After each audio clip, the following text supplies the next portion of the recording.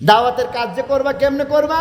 হাদিস শরীফের মধ্যে আল্লাহ রাসূল ফরমান, বাশিরু ওয়ালা তুনাফিরু, সুসংবাদ শোনাও আর মানুষকে কেবল ভয় দেখাও না। এক লোক 99 খুন করছে, এক লোক 99 খুন করার পরে তারপরে তার অন্তরের মধ্যে আগুন জ্বলছে, কত বড় অপরাধ করলাম। মানুষ খুন করার মতো এত বড় অপরাধ দুনিয়া আখিরাতের মধ্যে এর চাইতে জঘন্য কোনো কাজ হইতে পারে না। মানুষ বাইরে লেগেছে, 99 জন মানুষ মারছে।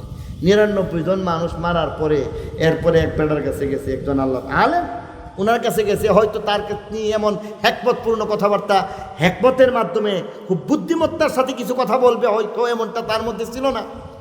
গিয়া বলতেছে যে এই আমি তো 99 খুন করছি, এখন আমার তো পরবর্তীতে এই অনুসূচনা আসতেছে যে আমি 99টা খুন করছি, এখন কি করা যায়? উনি কথা বলতে গিয়া বললেন, জ্ঞান সর্বনাশ, 99 খুন করছো, তুমি আবার আমার কাছে আইছো, 99 খুন করে আইছো, তুমি আল্লাহর কাছে কি মাপ চাইবা? একজন মানুষকে যদি হত্যা করা হয়, সেখানের মধ্যে বলা হয়েছে জাযাউহু জাহান্নামু খালিদান ফিহা, ও তার ঠিকানা চিরস্থায়ী জাহান্নাম হয়ে যাবে। ওয়া মান ইয়াকতুল মুমিনান মুতাআম্মিদান ফাজাযাউহু জাহান্নামু খালিদান ফিহা। একটা মাত্র কবিরা গুনাহ, যেই কবিরা গুনাহের ক্ষেত্রে আল্লাহ বলেন চিরস্থায়ী জাহান্নাম। আর তুমি 99 খুন করে আইছো, এই কথা হইন না এবারে উঠতে গেছে তা আপনারা এই ঘটনা জানেন। এগো দেখ 99 খুন কইরা যদি জাহান্নামে যাওয়ার লাগে তাহলে হেরো সেরে লাগে কয়েক 100 পুরা করছে সেঞ্চুরি।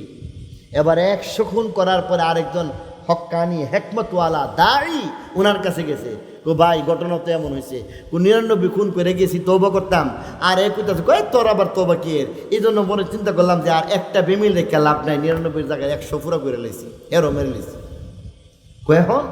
এখন তো ভাই আমার তো মনের মধ্যে আগুন জ্বলছে, আমি কি আল্লাহর কাছে মাপ পাইতে পারি কিনা, কোনো সুরত আছে কিনা, আমি তওবা করতে চাই। উনি বলছেন হ্যাঁ হ্যাঁ অবশ্যই তওবা করতে পারো। قل يا عبادي الذين أسرفوا على أنفسهم لا تقنطوا من رحمة الله إن الله يغفر الذنوب جميعا إنه هو الغفور الرحيم। আল্লাহ নিজেই তো বলে দিছি, মানুষ তুমি যেই দরবারে যাও না কেন, সেই দরবার থেকেও একটা সীমা আছে, সেখান থেকে হতাশ হইতে পারো, কিন্তু আমি আল্লাহর দরবারে হতাশ হওয়ার কোনো ব্যবস্থা নাই, দরকার নাই। বরং আমি আল্লাহ রাব্বুল আলামিনের দরবারে তুমি সিদকে দিলের সাথে সত্য মনে যদি তওবা করতে পারো, তাহলে 100 মার্ডার কেসের আসামি হওয়ার পরও আমি আল্লাহ রাব্বুল আলামিন তোমাকে মাফ করে দিব। আচ্ছা তাহলে আমার তওবা করায় দাও। লোকটা তওবা করছে।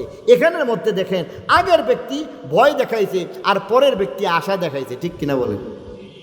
তাবলীগের ক্ষেত্রেও বলে দেওয়া হয়েছে তুমি এমনভাবে মানুষকে দাওয়াত দিবা, হিকমতের মাধ্যমে দাওয়াত দিবা।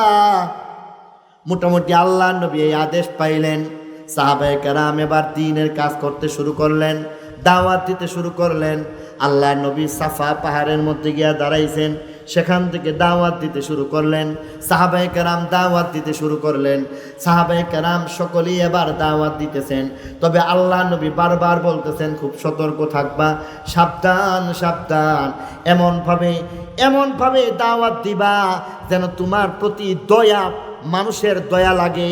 তুমি এমনভাবে জোর জব্বরে কোনোদিন দাওয়াত দিবা না, বরং জোরের মাধ্যমে কোনোদিন ইসলাম প্রচার প্রসার লাভ করে না, বরং তুমি তোমার কিছু আখলাক দেখাইবা, তোমার কিছু আখলাক দেখাইতে হইবে, তোমার ব্যবহারটা বড় চমৎকার হওয়া লাগবে। আল্লাহ নবী এই কারণে মক্কি জিন্দেগির মধ্যে বলে দিলেন শুনো, সেখানের মধ্যে তুমি এমন কিছু আখলাক দেখাও। আল্লাহ নবী বলেন আখলাক কি দেখাইব? নবী আবার বলে দিতেছেন সিল মান কাতাআকা ওয়াফু আম্মান যালামাকা ওয়া আহসিন ইলা মান আসাআ ইলাইক। আল্লাহ নবী ফরমান সিলমান কাতাআকা, যার সাথে তোমার ঝগড়া আছে, যার সাথে তোমার সম্পর্ক নষ্ট হয়ে গেছে, তুমি তার সাথে সম্পর্ক গিয়া সুন্দর এবং মধুর সম্পর্ক করো। তোমার সাথে যদি সম্পর্ক না থাকে, এমন মানুষটাকে তুমি আপন বানাইতে হইবে। আর তোমার যিনি বন্ধু তাকে তুমি আপন বানানোর প্রয়োজন পড়বে না, কারণ বন্ধু সব সময় বন্ধু হয়ে থাকে। অতএব যেই মানুষটা তোমার শত্রু হয়ে গেছে তাকে তুমি আপন বানাও। সিলমান কাতাকা, তার সাথে সম্পর্ক ভালো করো। ওয়াফু আম্মান জালামাকা, তোমার আখলাক দেখাইতে হইবে। কোনো একজন মানুষ যদি তোমার প্রতি কোনো একটা অবিচার করে ফেলে, জুলুম করে ফেলে, তুমি তোমার আদর্শ দেখাইবা, তুমি তোমার হুসনে আখলাক দেখাইবা, সুন্দর ব্যবহার দেখাইবা। তুমি জুলুমের শিকার হওয়ার পরও ওয়াফু, তুমি তাকে মাফ করে দিবা। কারণ তুমি যখন জুলুমের শিকার হওয়ার পরও মাফ করে দিলা, তখন একটা সময় তার দিলের মধ্যে গিয়া ধাক্কা লাগবে। আহারে, আমি তো তার প্রতি একটা জুলুম করলাম, নির্যাতন করলাম, আমি তো তাকে একটা থাপ্পড় মারলাম, সে চাইলে তো আমাকে একটা থাপ্পড় দিতে পারতো, কিন্তু না না, সে আমার দিকে তাকাইয়া মুস্কি হাসি দিল আর বলল, যাও, আল্লাহকে রাজি আর খুশি করার জন্য আমি তোমাকে মাফ করে দিলাম। এমন ব্যবহার পাইয়া সেই লোকটা ইসলাম ধর্মের জন্য পাগল হয়ে যাবে।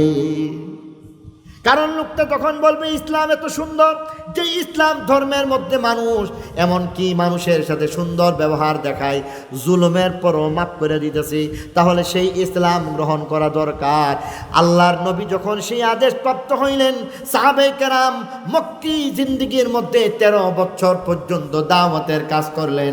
আর এইভাবে আল্লাহ রাব্বুল আলামিন দ্বীন ইসলামকে একের পর এক হেফাজত করলেন, আর দ্বীন ইসলামের পরিধি কি আল্লাহ তাআলা বাড়ায় দিলেন। বলছিলাম আমি, দ্বীন হেফাজতের ব্যবস্থা কয়টা ছিল মনে আসেনি? 1 নম্বর ব্যবস্থার নাম শিক্ষা গ্রহণ আর শিক্ষাদান। 2 নম্বর ব্যবস্থার নাম হইতেছে তাবলীগ। শিক্ষার মাধ্যমে আল্লাহর নবী সাহাবায়ে কেরামকে যোগ্য বানাইছেন, তাবলীগের মাধ্যমে দ্বীনের প্রচার প্রসার করলেন।